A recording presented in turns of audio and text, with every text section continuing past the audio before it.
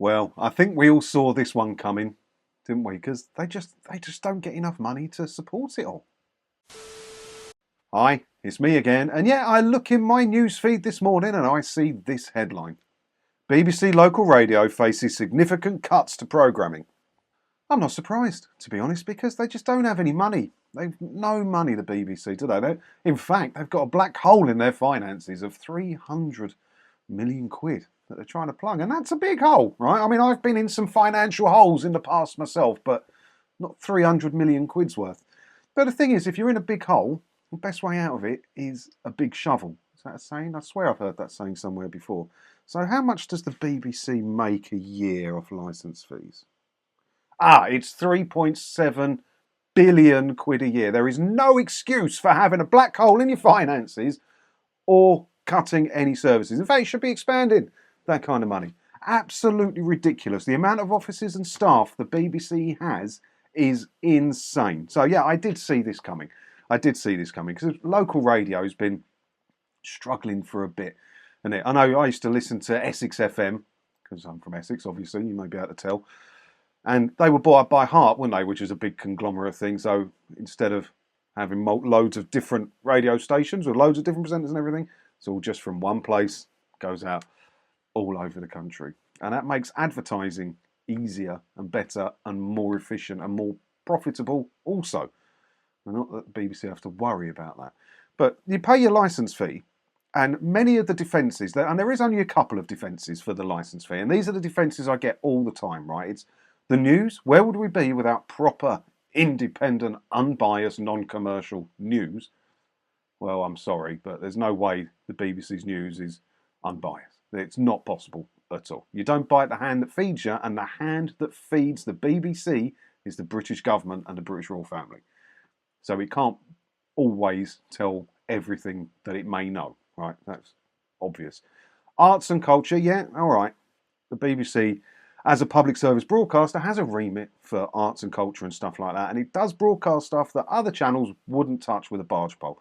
But there's a reason other channels wouldn't touch it with a barge pole. It's because no one wants to watch it. Because if it got viewers, the other channels would fight over it, because they can sell advertising when it's got viewers. But yeah, without the BBC, you probably wouldn't get any much arts and culture and stuff like that. And the other defence for the licence fee is local radio. Even though you don't need a television licence to enjoy listening to BBC local radio stations, it does fund them. But without being commercial and with having all these offices scattered around the country with endless staff doing endless waste, it was a matter of time. Absolute matter of time before they started making cuts, wasn't it? So let's have a look, see what these cuts are going to be, shall we? All 39 networks, 39 radio stations. That's 39 broadcasting licenses, 39 studios, 39 office buildings, 39 lots of staff, 39 lots of round-the-clock presenters, 39 lots of... Oh, I think they share the news and the weather people and some of the traffic people between a few, don't they, sometimes, from what I gather? Because I have listened to BBC local radio. Sometimes I have BBC Essex on in the morning on my commute. Don't need a licence fee for it, so it's okay. 39. All 39 networks in England will keep their current schedule from 6 a.m. to 2 p.m, but after that, shows will be shared.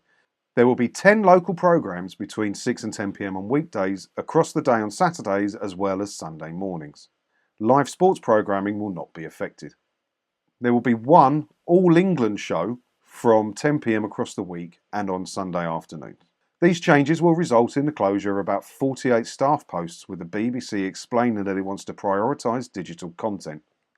So to be fair, I think that sounds like a somewhat sensible way to do it. So they're not cutting everything from your local radio station, but only up to 2 p.m. and then shows will be shared. I think they'll get some comeback on that because of a lot of people listen to it for the traffic. I don't know why, when you can just have Waze on your phone or Google Maps, whatever, and get spied on by the Chinese, but that's a different story.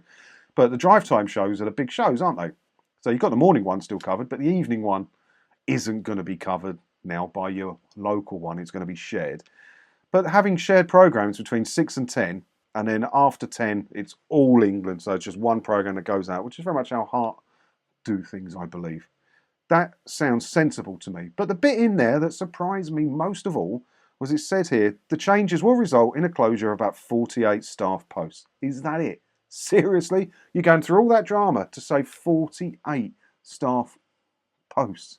You've got 39 networks around the UK. How many staff are in there? And some of the presenters, right? The presenters are the ones that make the money. From what I gather, I'm not an expert in local radio economics. But you would imagine that some of the highest paid members of staff in that office are a presenting team, right? They're the names that draw the listeners in. And some of them only do like a couple of hours.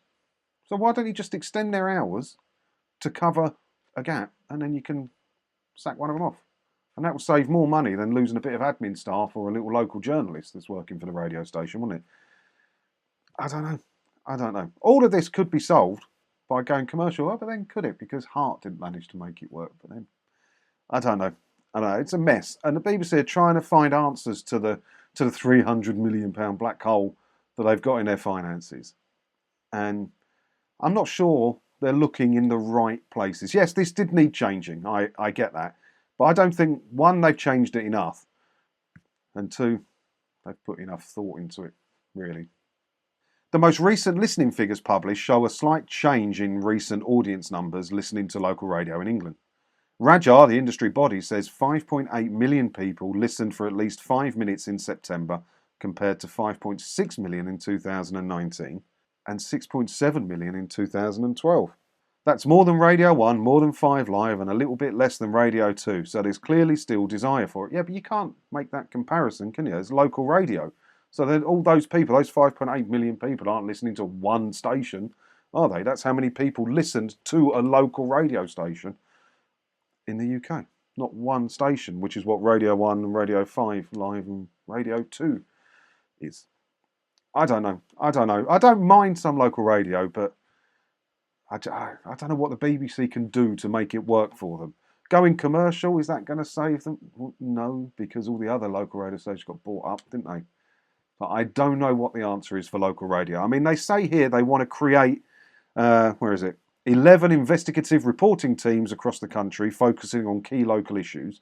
And it would also want to deliver a wider range of local audio programmes through BBC Sounds. Maybe that is the way to do it. So do have like 3 local radio hubs or BBC local hubs across the country and get rid of the other, how many was it, 39. So yeah, you get rid of the rest of them and just have teams working there and doing it all online. Now, it probably wouldn't cheer up many of the old ladies that listen to their local radio station while having a cuppa in the morning. But, you know, buy them an Alexa for Christmas or something, I guess. So what do you reckon about this then? I think we're going to see more and more stories from the BBC about this next year. I really do. There's going to be cuts, because they can't make 3.7 billion quid a year stretch. And I've done a video on this channel before about the GDP of many countries, and I think it was very similar to Ghana's GDP. Ghana's quite a big country, lots of public services, right? Police, fire departments, schools, roads, bridges, all these things, airports, the lot, right? And they managed to run a country, a whole country, on less than what the BBC gets in just from television licence fees. And the BBC can't make it stretch. It tells you everything you need to know about how they're handling money in that corporation, doesn't it? Let me know what you think about it down in the comments below. And as always, thanks for watching, and don't forget to hit the subscribe button if you haven't already, because that way, hopefully, I'll see you in another video again soon, won't I? Ta-da.